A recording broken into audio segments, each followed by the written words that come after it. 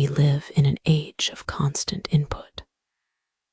Our attention is treated like a commodity, constantly siphoned away by the relentless current of information. From the moment we wake up to the flashing light on our phone, until the deep quiet finally falls at night, we are submerged.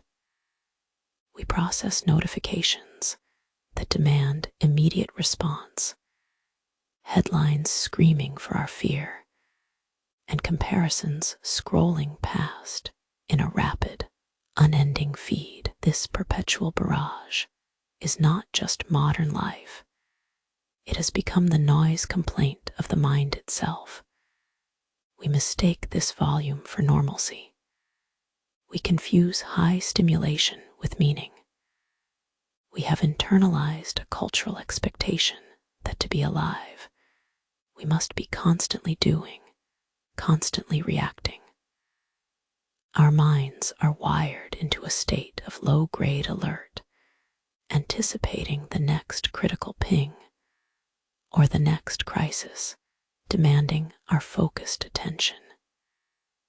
It is exhausting, and yet, this endless hum becomes the baseline against which we measure peace. We feel perpetually off-key. The ancient philosophers understood this profound strain on the human spirit. They did not live in a world of infinite scrolling and instantaneous global crises. Yet, their insights ring with astonishing clarity for our hyper-connected lives. To understand Stoicism is perhaps first to recognize the battlefield. It is rarely outside us. It resides within the boundaries of our own minds. The modern struggle, therefore, is learning how to quiet the internal echo chamber. It is about resisting the subtle, yet powerful, impulse to treat every passing thought, every slight delay, every unexpected email, every perceived failing as a catastrophic event worthy of immediate emotional investment. We have accepted that emotional turbulence is simply what being human feels like today, but contemplation asks us to ask a different question. If this constant noise defines our experience, then what happens when we learn to tune it out? What if the anxiety we feel is not an external threat, but rather a learned habit of internal reaction? The problem, it turns out, is rarely the event itself. The philosopher Epictetus taught that the events are utterly neutral. A traffic jam is merely a stoppage of vehicles. Receiving criticism is simply the presentation of words. Missing a deadline is just a calendar marker being passed. These are facts. They possess no inherent moral weight and carry no intrinsic emotional charge. What makes them feel unbearable? What generates the deep thrum of panic or despair is not the event's objective reality. It is the vivid, catastrophic narrative we immediately weave around it. We construct stories in real time when something disrupts our comfort, when a social expectation fails to materialize, when plans fall apart, or when someone disappoints us. We do not merely observe the fact, we interpret it. And these interpretations, these judgments, are the true architects of suffering. They are far more powerful than the stimuli themselves. Imagine this. We arrive at a place and find that our favorite coffee shop is closed on Sunday. The event is simple. The business is shut, a purely logistical fact. But our mind doesn't stop there. It immediately generates a narrative. This ruins my routine. Nothing ever works out. My leisure time is now soured. This story, this judgment that disappointment equals ruin, is what actually causes the distress, not the locked door. Our relationship with the external world is thus fraught, because we treat everything as something that must serve our internal narrative of control and predictability. We react to the inconvenience as if it were a profound personal failing or an attack on our carefully constructed stability. The noise complaint, then, becomes the voice of this demanding inner storyteller, the incessant critic whispering that things are wrong, that we should be doing more, worrying about less, and always feeling worse. The first step toward emotional freedom is recognizing who is telling the story. It is an internal audit. It requires a detachment from our most immediate comfort zone. We must train ourselves to pause when the familiar wave of anxiety crests, when the physical tension grips our chest, or the mental chatter becomes overwhelming. That moment, that infinitesimal gap between the jolt and the reaction, is where freedom waits. It is not enough merely to observe the event. We must confront the interpretation. We must ask ourselves, is this panic arising from what genuinely happened or from the story I am choosing to believe about what just happened? This distinction is monumental. It takes us from being victims of circumstance, reacting automatically to whatever life throws at us, to becoming the authors of our internal response. Suddenly, the overwhelming chaos of modern existence shrinks down into manageable, observable components, a series of facts, and a continuous opportunity for judgment correction. The realization that we are capable of separating what simply is from what we emotionally label it to be is the first powerful breath in retraining a frantic mind. It begins with acknowledging the noise, not as something to be silenced forever, but as background static that can finally be filtered and muted on command. This self-mastery over interpretation promises a return to quietude, turning the anxiety complaint into a simple, manageable moment of philosophical clarity. And if we are to find peace in the relentless rush of modern life, we must first dismantle the biggest illusion of all, the myth that we can control everything.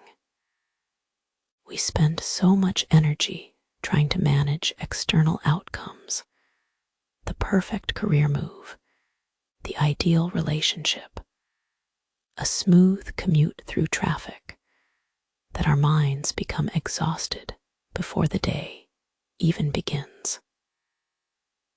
This desperate grasping for certainty is perhaps the source of our deepest anxieties. It is the fundamental human instinct to want safety and predictability. Yet, we are constantly confronted by an unpredictable world. The problem isn't just that life is random. It's that we carry within ourselves a belief system built on the assumption that if we just try harder, or plan better, or fix enough variables, the resulting reality will finally be satisfactory. We approach life like engineers trying to build an impossible machine, a perfect state of being governed by absolute law. But as history and nature remind us life is far more complex and fluid than any blueprint allows. To accept this fundamental lack of control is not a defeatist act. It is the highest form of philosophical maturity.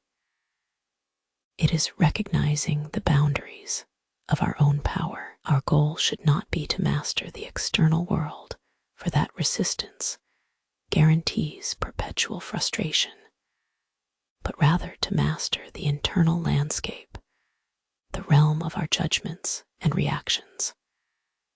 Think about trying to gather leaves blown by a sudden autumn storm.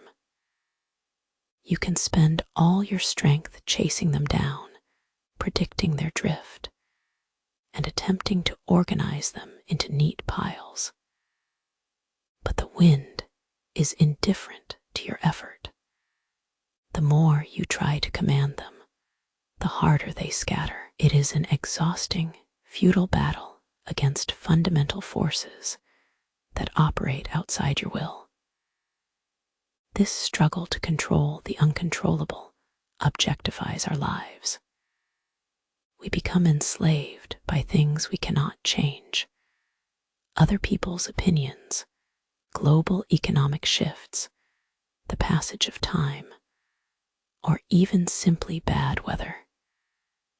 By treating these external elements as threats or obstacles that must be fixed, we willingly surrender our inner peace. The great thinkers of antiquity saw this illusion of control so clearly that they built an entire ethical framework around dismantling it. They taught us that much of the suffering we experience does not originate in the event itself, the traffic jam, the criticism, the unexpected failure, but in the story we tell ourselves about that event. For example, if a colleague rejects your proposal, the neutral fact is simply the rejection. The agonizing story we attach to it might be, "This proves I am incompetent. This means my career is over. People will never respect me." It is the narrative, the amplified judgment of incompetence and doom that wounds us, not the simple act of disagreement. This understanding leads us to one of the most crucial philosophical tools available to us. Accepting limits. We must draw a clear boundary between what belongs inside our sphere of influence and what resides outside it. This is the cornerstone of Stoic practice. When we face a challenge, we are naturally inclined to ask, "How can I fix this?" But true wisdom forces us to adjust that question too. What do I have power over in this situation? The answer rarely includes other people's choices or past events. It focuses almost exclusively on our own judgments, our intentions, and the effort we put forth. This realization is profoundly freeing.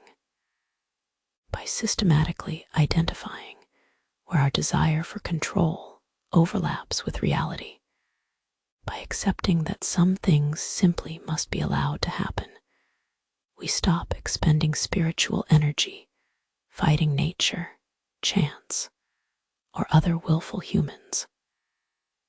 We redirect that immense energy back into self-mastery. Learning to let go of the need for absolute certainty is not passive resignation. It is active acceptance based on deep philosophical understanding. It means building emotional resilience by cultivating a radical trust in what we cannot alter. It teaches us that our dignity, and indeed our peace, are not conditional upon external success or approval. are intrinsic qualities rooted solely in how we choose to react, moment by moment.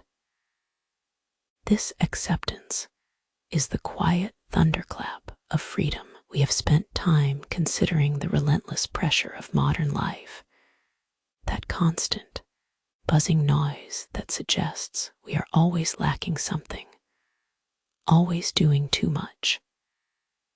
We learned how easily we absorb external events, a sudden email, a disappointing outcome, an unexpected delay, and treat them as definitive evidence that our day, or even our lives, are somehow compromised. The critical realization that forms the heart of wisdom, however, is this: the trouble does not begin with the event itself. The falling leaf, the missed train, the harsh words spoken by a loved one, these things are simply physical facts. They are neutral, indifferent to us. They possess no intrinsic value, and they contain no inherent capacity to cause suffering. The profound shift required is moving from merely observing the fact to scrutinizing the reaction we build around it. For so long, we have accepted a seamless loop. Event occurs, thought flares up in judgment, emotion follows, and finally, our behavior is dictated by that emotional cascade. We conflate the narrative with reality. Consider a simple moment of disruption. Imagine you are walking toward your destination, focused on your thoughts, when suddenly an obstacle appears. A person cuts across the path, or perhaps you simply arrive at the wrong intersection. The event itself is merely a spatial discrepancy. It requires only mild annoyance, perhaps a momentary adjustment of route. But what happens next? What springs forth in the space between the bump and your conscious reaction? Often, it is an immediate and unnecessary story. A condemnation. I am foolish for not looking up. This delay ruins my entire morning. This proves that everything going well never lasts. This internal monologue is where true suffering resides. It is not caused by the missed connection to the subway line. It is caused by the thought, missing the subway means I am unreliable and therefore failing. It is not caused by the negative glance from a stranger. It is caused by the judgment. That person thinks poorly of me. The philosophies we study offer us a profound kind of freedom, the ability to separate these two things. We must learn to treat our judgments as intellectual hypotheses, as merely potential thoughts, and not as established truths about the world or about ourselves. Think of your mind not as a victim, but as an archivist and a judge simultaneously. It records every incoming data point, the cold weather, the rejected idea, the canceled plans. But it is also the court where judgments are passed. Stoicism insists that we must become meticulous judges of our own thoughts. The technique begins with brutal clarity. When something happens that causes distress, pause. Do not immediately accept the rush of emotional accusation. Instead, ask yourself a simple question, one that requires immense mental discipline. Is this event itself unbearable? Or is it my interpretation of this event that holds the unbearable weight? Take another example. A colleague criticizes your work during a professional setting. The neutral fact is simply the delivered statement of criticism. It has grammar and structure. Its content pertains to an artifact you created, but we instantly overlay upon it powerful judgments.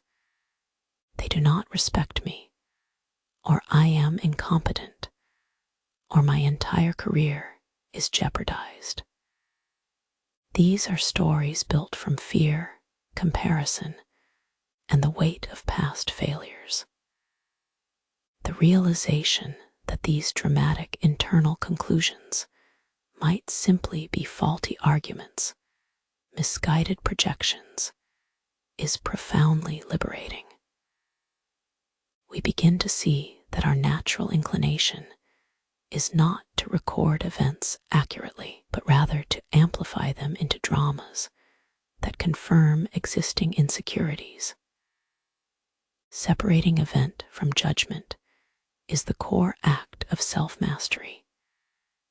It is recognizing the space between stimulus and response, a philosophical gap where the power resides. In this gap, we have the choice to simply label the thought, that is a fear, or that is a story about my inadequacy, and then consciously refuse to let it spiral into action. We are not merely managing our emotions, we are reparenting our thoughts, guiding them from automatic accusation toward neutral observation. The practice is not effortless, for the mind is trained for immediate dramatic reaction. It pulls us back to familiar comfort zones of anxiety and judgment. But with persistent focus, we gradually teach ourselves that nothing external holds the keys to our inner peace. Our judgments are merely opinions. They are weighable, changeable things requiring only careful examination before they can become binding law on our emotional state. To truly live well is to recognize this fundamental difference between what simply is and the fearful narrative we impose upon it. We have spent time considering the sources of our suffering. We learned that most distress does not arise from the traffic jam or the lost job, but from the story we tell ourselves about those events. The narrative we build in the quiet moments, the judgment that something is bad, that it should not happen, this is where the real weight lies. It is a habit of the mind, this tendency to assign value and disaster to things outside our immediate self, but acknowledging this truth is only the first step toward freedom. To merely understand where the noise comes from is not enough. We must now build walls against it. We must draw boundaries for our mental space. The deepest kind of liberty does not come from changing the world around us, but from rigidly defining what ground is truly ours to command and what belongs utterly outside its borders. This requires drawing a circle around the only things that truly matter: your own thoughts, your intentions, and the immediate actions you choose to take. Everything else must be seen as belonging elsewhere. Think of life's events not as a seamless flow toward which we are all carried by unstoppable currents, but rather as fields upon which we exercise choice. The core lesson here is simple, yet profoundly difficult. Understanding the dichotomy of control, it forces us into an uncomfortable reckoning with reality, a perfect separation between that which is fundamentally up to you and that which must be surrendered. What can you truly dictate? Not the weather, not another person's heart, nor the economy's movement tomorrow. You cannot mandate the past, nor guarantee your future circumstances. These are forces vast and often indifferent to our personal desires. Their scope of influence is too grand for human will to master, but within this massive circle of external indifference lies a smaller, perfectly contained one. You, your judgment, the way you choose to interpret an incoming email, whether you permit resentment to root itself in your chest after receiving criticism. The choice of focus when the world tries to scatter it across 100 distracting points. This internal jurisdiction is entirely yours alone. To fail at this distinction means living constantly in a state of frantic effort, pulling levers that respond to no force of our own design, exhausted by futile struggle. We spend so much precious emotional energy trying to engineer happiness from circumstances to convince the other person, or the job market, or destiny itself to behave differently than it must. This grasping is an unsustainable form of emotional bondage.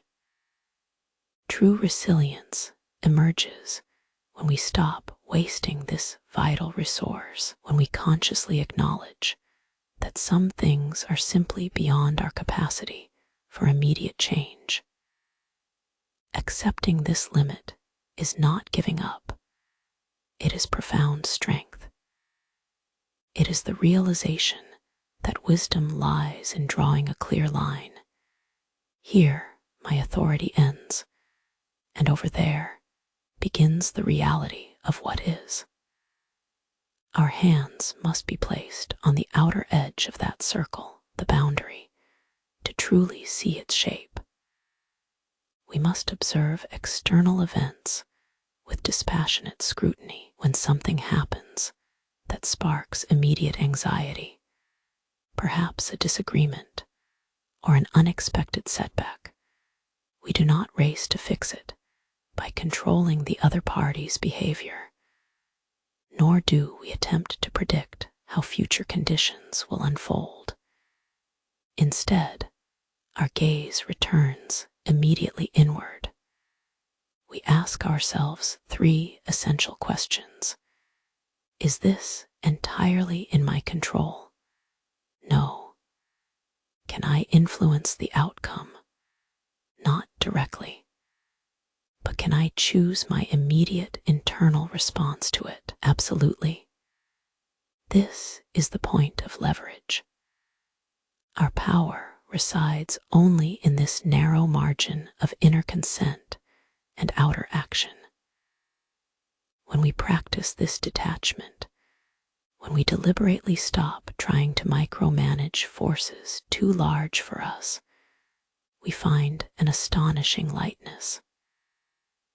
We free ourselves from the crushing weight of impossible expectations. The challenge is to maintain this boundary daily, to feel the urge, the deeply ingrained human habit, to intervene where intervention is impossible. It takes practice to remind the mind that worrying about what others think of us, or predicting systemic failure, are exercises in self-imposed tyranny. Drawing these lines is not a cold withdrawal. It is an act of radical self-respect.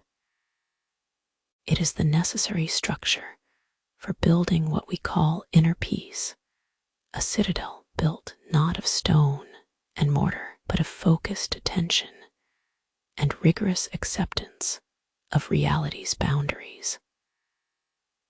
Only by honoring this circle can we truly begin to master the subtle art of being unbothered, accepting the flow while remaining sovereign within ourselves. We have spent time learning to separate the neutral event from the painful story we construct around it. We have drawn clear boundaries, defining that those things outside our conscious control, the traffic, the other person's judgment, the passing seasons of life, are fundamentally ours to let go of worryingly. Yet, wisdom teaches us that merely knowing these principles is not enough. Knowledge without practice is just a beautiful theory incapable of withstanding the sudden rush of real-life frustration. The hardest work, therefore, is mastering our reaction itself. It is in this space between feeling an impulse and choosing to act upon it that genuine human freedom resides. Consider any moment of intense frustration, a mistake made by a loved one, a harsh word spoken unfairly, a plan suddenly derailed. Our default, immediate response is always reactive. We feel the spike of adrenaline, the quickening heartbeat, and we speak or think what is easiest in that immediate emotional surge. This reaction is often involuntary. It is habit, etched deep into our wiring by years of living reactively. But philosophy invites us to pause. It asks for something monumental, a deliberate gap, a momentary suspension between the stimulus hitting us and our mind formulating the response. This pause, simply pausing, is not merely a breathing exercise or a quick moment of calm. It is the physical manifestation of our inner sovereignty. It is the point where we reclaim ourselves from habit. The Stoics did not teach mere emotional suppression. They taught rigorous self-governance. The goal was not to feel nothing at all when things went wrong, but rather to ensure that whatever emotion arises, be it irritation, deep sadness, or sudden anger, that feeling does not dictate our actions. We are reminded that we are not merely passengers upon the unpredictable stream of life. We are the navigators of our minds. To pause is to step out from under the urgency of immediate emotional contagion and observe what truly happens. Imagine this moment. A confrontation arises. The words are spoken, perhaps cruelly or thoughtlessly, aimed at triggering an immediate defense mechanism in us. Our instinct screams for rebuttal, for counterattack, for the instant relief of justified grievance. But we choose not to act on that scream. We choose to breathe deeply and count to 10 if necessary. This simple temporal delay creates space. It transforms a raw, uncontrolled explosion into something manageable, something observed from a slight distance. In this gap exists a profound power, the power of choice. When we cultivate the pause, we are essentially retraining our emotional muscle memory. We are interrupting the natural feedback loop that says, "Bad thing happens, therefore I must react badly." Instead, we force ourselves to insert a critical question into the cycle. Stop. What am I feeling right now? Is this emotion describing reality, or is it merely my judgment of the event? Am I reacting from logic, or am I reacting from ingrained emotional habit? This process requires incredible mental fortitude. It feels unnatural at first. When we are tired, stressed, or genuinely upset, our minds crave speed and certainty. The pause resists that craving. It asks for patience when all the other impulses demand urgency. It is like trying to write a clear sentence while being buffeted by loud winds. You must slow down until the wind dies away enough for you to articulate your thought with precision. The true mastery, the highest art taught by the philosophers, is therefore not in avoiding difficulty, but in transforming our capacity to meet it. It means viewing emotional upset itself as an opportunity for practice, a proving ground for our discipline. When we can greet sharp criticism or sudden failure with that deliberate inner breath, that moment of space, we strip away the power those external forces thought they held over us. We demonstrate that while others may control what happens to us, we retain absolute sovereignty over how we choose to respond. This pause becomes a mental anchor. When the noise of modern life threatens to overwhelm, when the endless comparison scroll starts pulling us into anxiety about what we lack or what others possess, we can mentally draw this line. I feel it, and I accept that feeling is part of being human, but I do not have to let it become an action. I am witnessing the emotion rather than becoming consumed by it. This disciplined pause is our most reliable source of freedom, allowing us to build a resilience rooted not in denial or suppression, but in profound, deliberate self-mastery.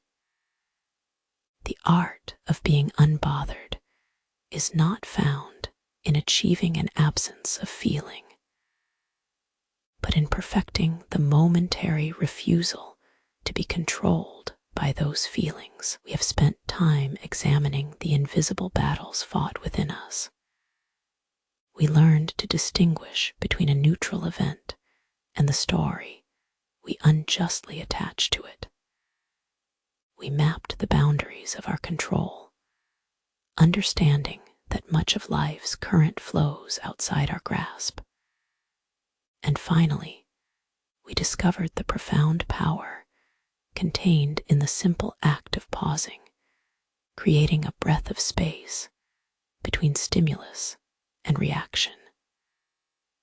But true philosophical resilience cannot exist within ourselves alone. We are creatures built for community, designed to interact with others. Yet often, when we approach others, we bring with us the same rigid expectation we apply to ourselves. The need for perfect performance, flawless response, or guaranteed adherence to our will. This is where our focus must gently shift from mastering our inner self to accepting the beautiful, complex chaos of humanity. The great sages understood something deep about human nature, that perfection is a myth, and flaws are not deficiencies requiring correction. They are simply characteristics of being alive.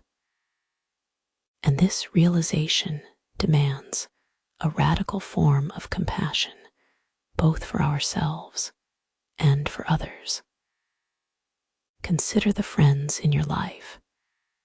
Think of the colleagues who frustrate you.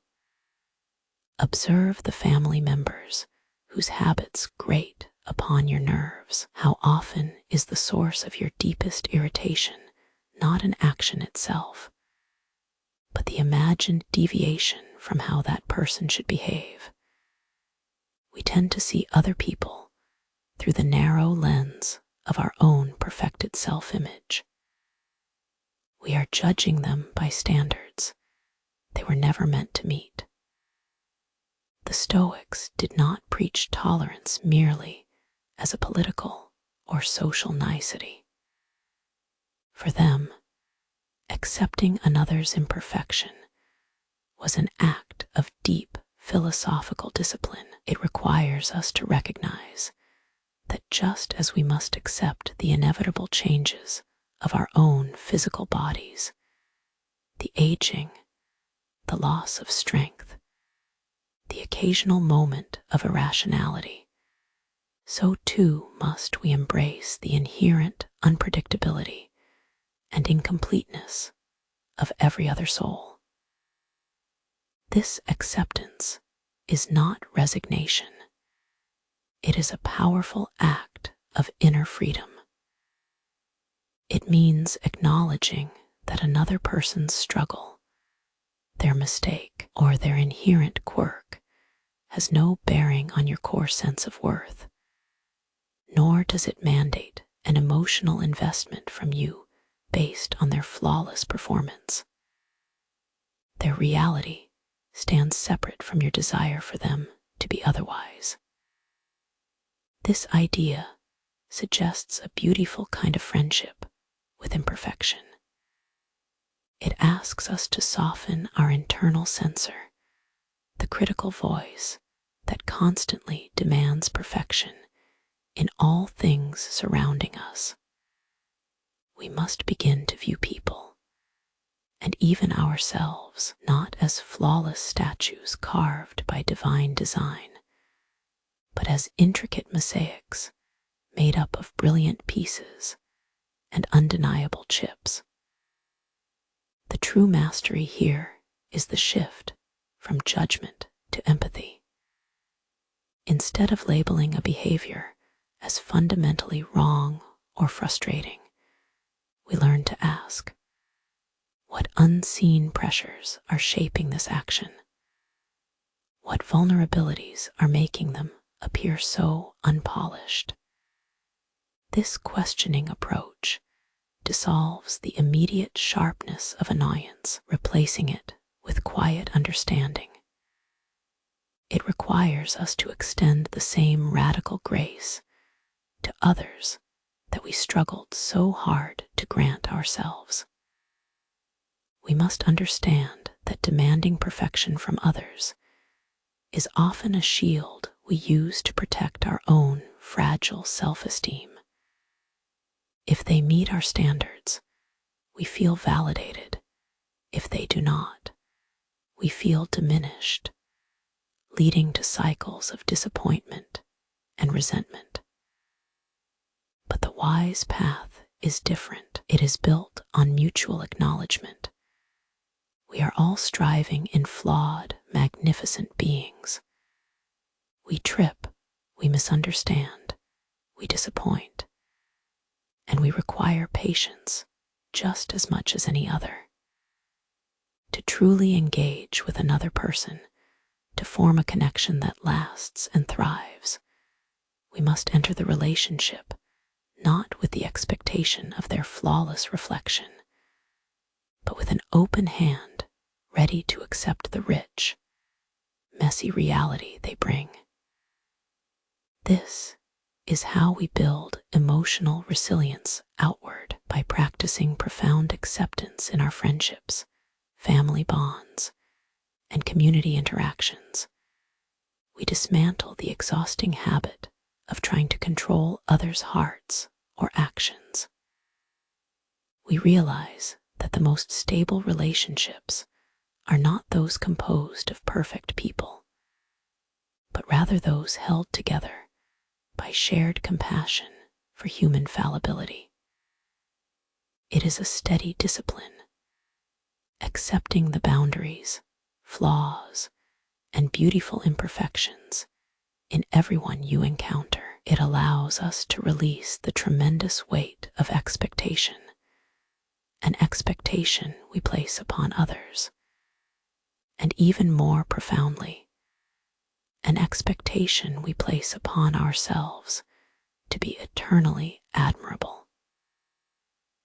The greatest wisdom begins when we finally accept that being human itself is inherently imperfect, glorious, and sufficient. Throughout these chapters, we have learned to distinguish between the indifferent facts of life and the powerful stories our minds craft around them. We have drawn boundaries, recognizing that much of what troubles us lies outside the reach of our immediate will. But mastery is not a single act of drawing a line. It is an ongoing practice of muscle memory for the spirit. If we truly wish to live with endurance, if we want to build a quiet resilience capable of weathering life's inevitable storms, then we must learn a more profound form of preparation. This chapter turns our attention to something often misunderstood: preparing ourselves for pain. It does not mean wallowing in pessimism, nor is it an invitation to simply expect the worst. Rather, true endurance requires us to calmly and deliberately consider potential loss, difficulty, or even failure. This technique has a name that sounds dramatic, but its intention is profoundly gentle: negative visualization. To hear this concept can sound unsettling. Our instinct is to focus only on what we want: the perfect relationship, the uninterrupted health, the stable career.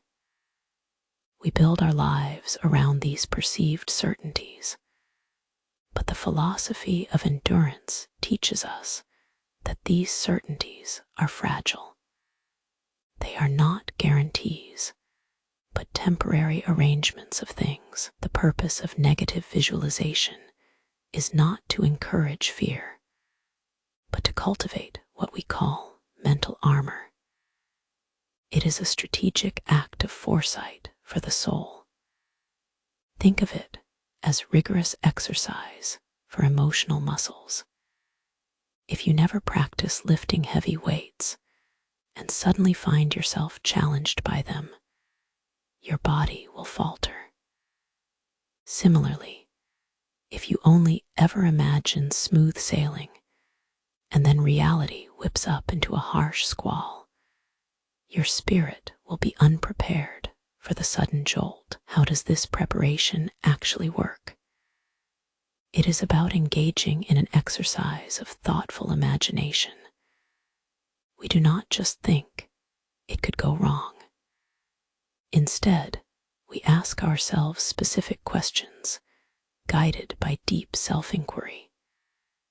We consider what object or person we hold dear: a cherished memory, a close friend, our own physical health, and then we contemplate its potential absence. Not with melodrama, but with quiet, rational honesty. We might imagine the loss of routine, the days when you felt perfectly balanced, or perhaps the difficulty of continuing a passion project that faces unexpected setbacks and requires months of difficult recommitment. We visualize not just the event of failure, but our reaction to it. What judgment will arise? This is unfair. I cannot handle this. These judgments are what truly sap us. They make suffering feel external and insurmountable. The process forces a crucial shift in perspective. When we imagine the worst, we strip away its sensational power. We observe that despite the pain associated with loss, life itself continues. The world does not stop spinning because one pillar of our comfort has fallen. we realize that our internal mechanism for survival, our capacity to simply keep going, is far stronger than the immediate blow against us. Consider an analogy. A sturdy building must be tested by different kinds of stress, whether it is wind shear or seismic activity. If we only ever build and live in calm weather, when the storm hits, we are structurally vulnerable. Negative visualization doesn't encourage pessimism. It encourages practicality. It turns potential emotional catastrophe into merely a challenging plot point that demands our most disciplined response. The true power of this endurance philosophy is its ability to anchor us firmly in the present moment. By acknowledging what might be taken away, be it health, comfort, or even relationships, we fundamentally change our valuation of those things today.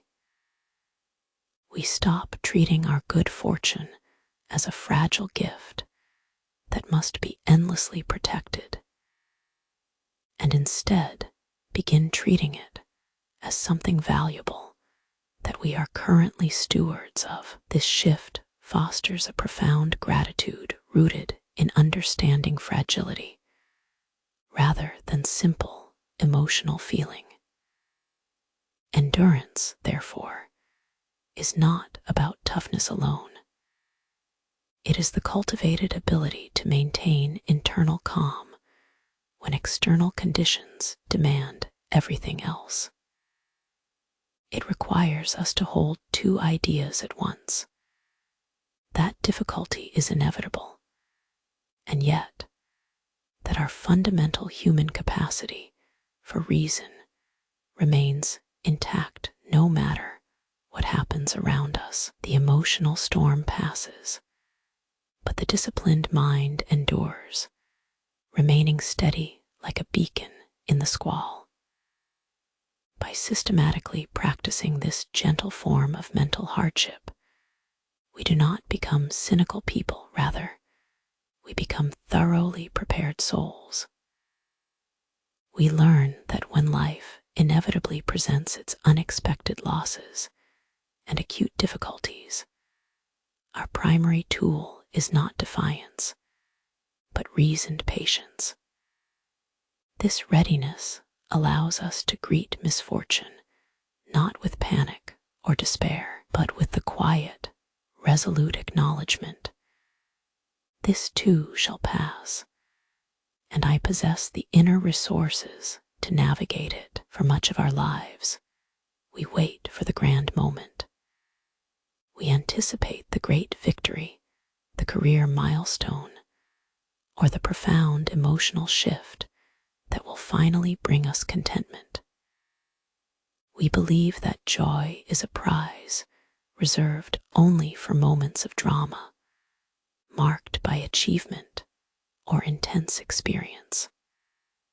Our minds are trained to crave external validation, mistaking excitement for actual fulfillment. But what if true joy never arrives in a flood? What if it, instead, waits patiently within the steady rhythm of the mundane? This is the quiet revolution taught by ancient philosophy, the understanding that virtue and peace are found not at the height of an achievement, but in the steadfast execution of the ordinary task. It challenges our deepest modern assumptions about what life should feel like. Consider the simple act of making a cup of coffee, a small ritual. The measured grind of beans, the steady drip of water, the fragrant steam that rises and momentarily obscures your vision. In the rush of daily life, we often perform this action while scrolling through our phones or planning tomorrow's agenda.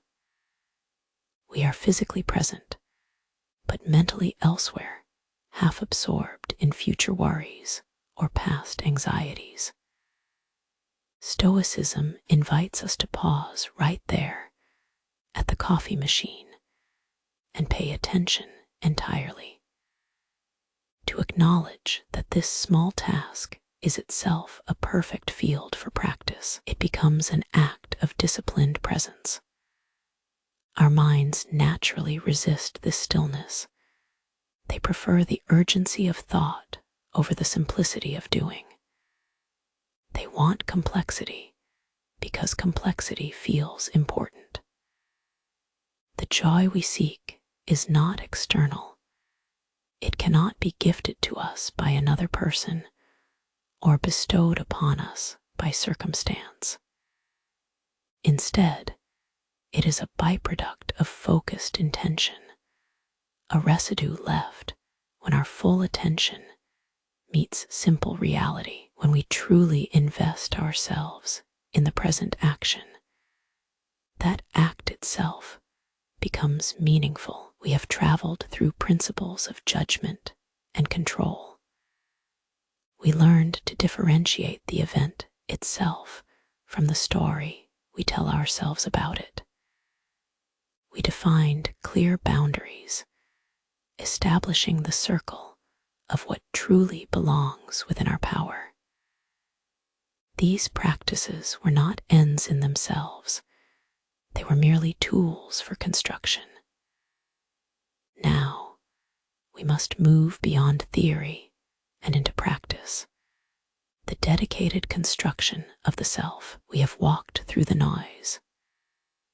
We have drawn boundaries around what we can control and embraced the necessity of accepting what remains outside our reach. We have learned that the greatest battles are not fought in public squares, but within the quiet chambers of the mind itself. The initial rush of anxiety, the constant stream of worry about tomorrow, or regret over yesterday, these forces fade now, dissolving into the soft resistance of a mindful breath. The journey we embarked upon was never meant to be an escape from life's challenges. It is not a promise that our path will become effortless, devoid of struggle or disagreement. To believe that peace requires the absence of complication is to misunderstand freedom entirely. True tranquility is not zero stress.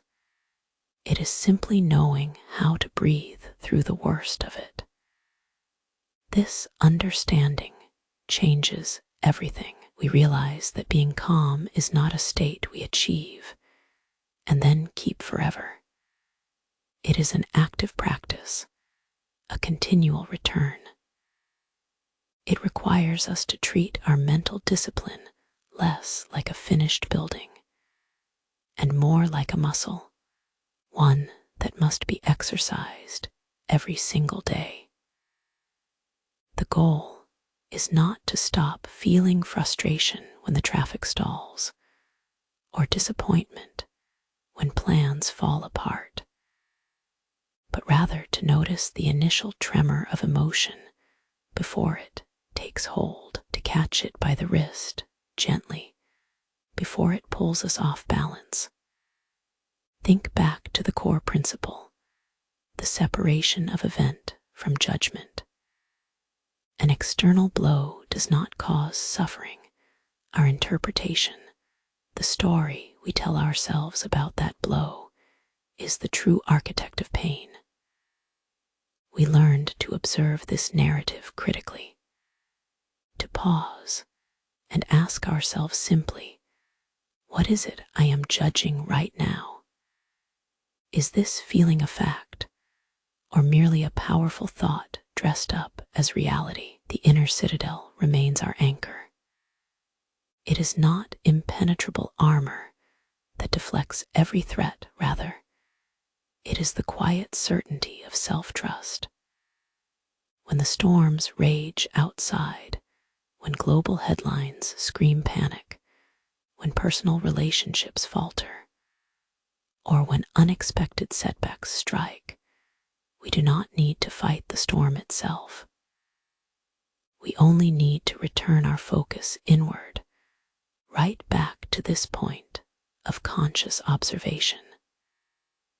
Consider the nature of returning. It is an act of grace we give ourselves. When we fail to maintain discipline, when a wave of anxiety sweeps us away and leaves us breathless, do not treat that moment as a failure. See it simply as data, as evidence showing where our attention drifted or where our boundaries momentarily weakened. The path forward requires relentless gentleness toward oneself. The practice is repetition, noticing the judgment, naming the emotion without judgment, pausing, and then choosing a measured response rooted in reason. This might mean acknowledging that frustration with your partner is not about them being flawed, but about your own unmet expectation, or understanding that professional failure reflects temporary circumstance, not inherent worth. We are constantly invited to give our attention away to the scrolling feed, the urgent notification, the comparison trap of another person's curated life. These distractions are powerful because they promise an instant fix for vague dissatisfaction.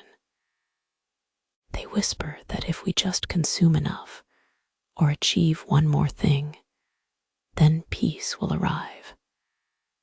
But Stoicism shows us a different map entirely.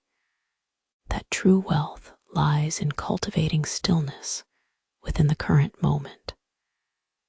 The art of being unbothered is therefore not emotional numbness. It is deep engagement with life, unfiltered by fear or excessive expectation. It means radical acceptance of reality as she is, while retaining the sovereign power to decide how we choose to respond to her. It is an enduring commitment to mindful existence, a way of being that says, I may not be able to control the tide, but I will always command my breath. And by commanding my breath, I remember who I truly am, a mind capable of wisdom, resilience, and unshakable internal calm. This quiet state, this steady foundation beneath the chaos, is our way of life now. It asks nothing less than presence. It asks us to remain grounded in the immediate reality, accepting its imperfections, acknowledging its noise, but refusing to let that noise dictate the rhythm of our inner peace. This continuous return to calm is not a destination.